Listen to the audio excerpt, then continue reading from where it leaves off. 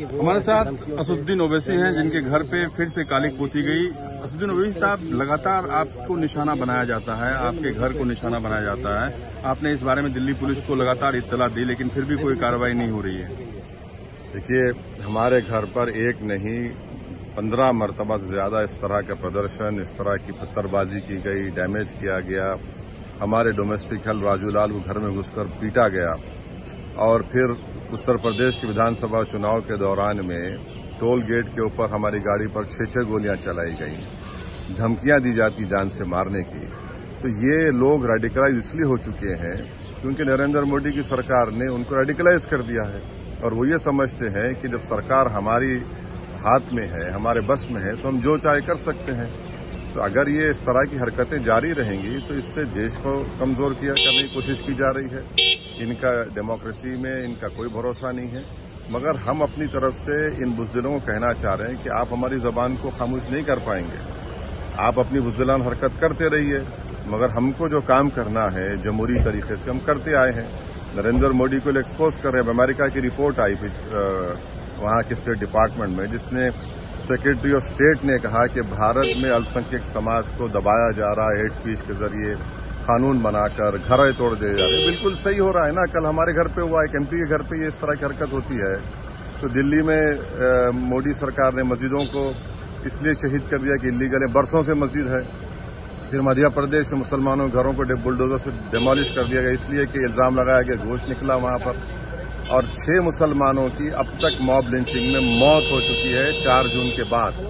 तो ये सब एक सिस्टमेटिक तरीके से भारत के अल्पसंख्यक समाज, खासतौर से मुसलमान और क्रिश्चियंस को नरेंद्र मोदी की सरकार की पुष्पनाही की वजह से उनको टारगेट किया जा रहा है। शपथ ग्रहण के दौरान जय फिलिस्तीन के नारे आपने लगाए, क्या आपको लगता है इसीलिए टारगेट किया गया? अरे भाई, ये होते कौन है? हम भारत की पार्लियामेंट में जो बोलेंगे नहीं बोलेंगे वो ये जालिम लोग तय करेंगे, बुज़दिल लोग तय करेंगे।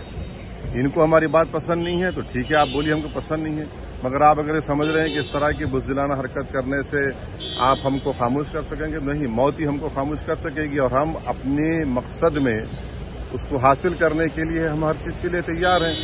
एक आखिरी सवाल, नीट को लेकर लोकसभा और राज्यसभा दोनों जगह हंगामा चल रहा है, क्या कहना है आपका इस मुद्दे पर? नरेंद्र मोदी सरकार भाग रही है, पीठ दिखा रही है, इसलिए कि वो जानते हैं कि नरेंद्र मोदी सरकार की ही वजह से नीट, न सिर्फ नीट बल्कि दूसरे एग्जाम का भी पेपर लीक हो चुका है।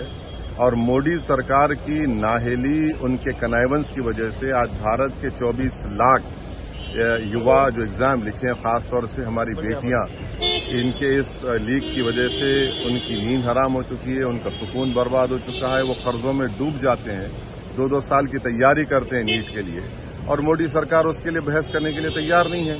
भाई, प्रेसिडेंट एड्रेस पर डिबेट जरूर होगा, एक अलहदा डिबेट कराने से क्यों पीछे हट रहे हैं? भाई, पेपर लीक हो चुका है झारखंड में, बिहार में, महाराष्ट्र में। तो आज आपको उन गरीब बच्चों की फिक्र नहीं है। आप सिर्फ अपने अना को, ईगो के लिए, अहंकार के लिए आप इस तरह की डिबेट नहीं करना चाह रहे हैं। तो डिबेट होना चाहिए, रीनीट होना चाहिए, बल्कि नीट को खत्म करना चाहिए। जो पहले सिस्टम था उसको बहाल करने की जरूरत है, ताकि जो गरीब परिवार के जो बच्चे हैं उनको फायदा हो सके। ओके, धन्यवाद। हमसे बातचीत के लिए रमन कुमार, दिल्ली न्यूज 24। नमस्कार, मैं हूं मानक गुप्ता। अगर आपको हमारा ये वीडियो पसंद आया हो तो इसे लाइक और शेयर जरूर करें, और हां, हमें सब्सक्राइब और फॉलो करना ना भूलें, ताकि आप देश और दुनिया की कोई खबर मिस ना करें। तो जुड़े रहिए हमारे साथ और देखते रहिए न्यूज 24।